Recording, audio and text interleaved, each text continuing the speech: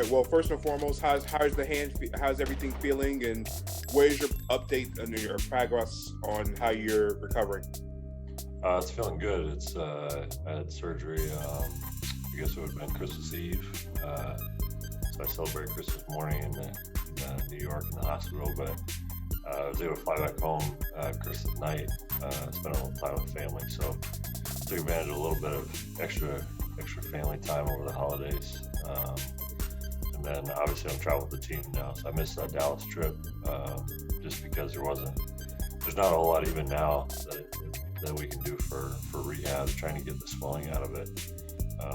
But the reality of it is it's a broken bone, so it's not like a muscle or something else where you can kind of work through it. You really just have to give it time to heal. So yeah, that's just been it's been my rehab, trying to get some of the swelling out.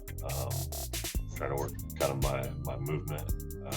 But other than that, it's good to be back with the team, traveling, and I can do a little bit more now, conditioning and stuff. So I've been on the Peloton and running the court a little bit, but I can't do anything yet with like holding the ball or catching a ball, shooting anything on the court, which I think that'll be fairly soon. But other than that, it's like I said, it's good to be on the trip with the team. Let's go to Rick Bonnell and then Sam Purley. Hey, Cody. Correct me if I'm wrong. I believe this is the same doctor that dealt with your hand previously, right? Yeah, you're exactly right. She's the real deal. She did my hand surgery a couple of years ago on my right hand. She did Gordon's surgery a year ago. She saw PJ with his finger. She's seen all kinds of NBA guys, so she's kind of the person when it comes to hand injuries. So I was really thankful that she was able to get me in, especially Christmas Eve. I think she said that she was starting a Christmas break, Christmas Eve, but she ended up coming in just for me. So I really appreciated her kind of making a special call. But yeah, she's the real deal. With your familiarity with a similar situation in the past, and whatever she has mentioned to you, because I remember you saying how sort of collaborative she was back and forth and giving you some guidance last time. Do you have any feel at this point for what is likely, how long you're out, and how long after you're cleared you think you'd be able to actually play again? I think the timetable is 4 to 6 weeks, like everyone said, but I think and like I said, there's nothing that you can do to speed up bone, the healing of a bone. So there's not really a whole lot to speed up that timetable. I think it will be a little bit easier than last time, because last time it was my right middle finger, and that's exactly what you do to shoot. And just kind of even just that motion of holding your follow through was painful last time around, just because that kind of stretched out those muscles in that bone. This is my left ring finger, so hopefully it'll be a little bit less painful. I think you kind of get to the point where the bone's healed enough where it's just how much pain you can deal with when you first come back. So yeah, hopefully it'll be a little bit easier coming back from this one as well. I can. Do you remember when and under what circumstance it happened? Yeah, I was just guarding the post, guarding Drummond in the post, and did a little spin move. And I don't know whether I got it caught in his jersey or just on his body, but it just kind of pushed my ring finger to the side, and I felt the pop in my hand. So it was almost the same thing that happened on my right hand a couple years ago. So I knew even before I walked off the court, I knew it was broke. I knew I needed surgery. So it's kind of deflating, but and we've obviously my injury history has been talked about a lot, and it's I just feel like it's another kind of bad luck injury. There's nothing I could have done in the off season. I'm in good shape. I've been lifting weights. I've been getting treatment.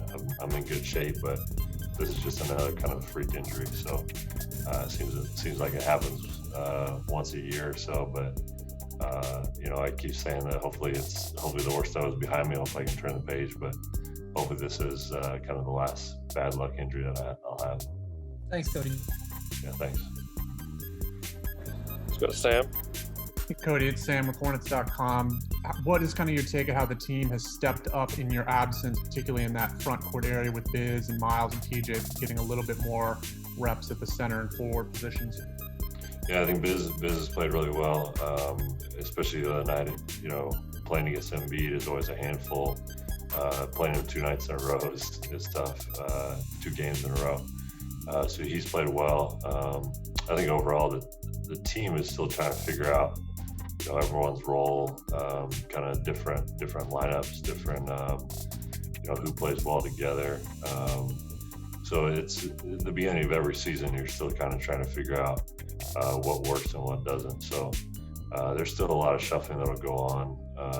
But like you said, I think some of those guys have kind of filled in for my absence. And like you said, PJ can play at 5, and then like I said, even Miles got a little time at the center position. So that's kind of the way the league is trended. So we kind of can get away with something like that. And just a real kind of a follow-up, a completely different topic. Do you remember the first game you played against Tyler and what it was like? Against Tyler? Yeah. It was. He was in Cleveland, and that's always really fun to play against him. It's pretty unique because we don't get to see each other a whole lot during the year, but the night before we can usually catch up and get dinner. So that was always really fun, but to play on the court, it's always a little different because obviously I want the best for him. I want him to play well. But for a couple nights a year, you kind of have to push that aside and say, all right, let's go at it for a couple hours. So, but it is a lot of fun just because, we grew up playing against each other and all that. So I think it's really cool for my parents and my family to kind of see us both out there as well. How long did it take to go, last one real quick, how long did it take to go from, okay, this is my brother I'm going against, to, okay, this is a Cleveland Cavaliers player? Did it ever dawn on you, or did it just kind of flip as soon as the whistle blew? Yeah, I mean, neither one of us are much of, one-on-one isolation. It's not like we're playing one-on-one in the driveway. It's very much a team game, and both of us are kind of role players. So it's not like we're, going one-on-one at each other the whole game. So yeah, once the game starts, it wasn't too different. Let's wrap up with Mark Narducci. Cody, I wanted to ask you about the travel situation in the NBA, where you're playing these 2 games in 3 nights in the same city. Do you kind of like this format, and do you see it maybe sticking? Yeah, I do kind of like it, just because you can go to bed at a decent hour a couple nights in a row, which is nice. So yeah, I mean the COVID stuff is has kind of thrown the schedule for a loop. There's kind of some pros, some cons to it. We had the preseason game. We stayed in Orlando for 3 days.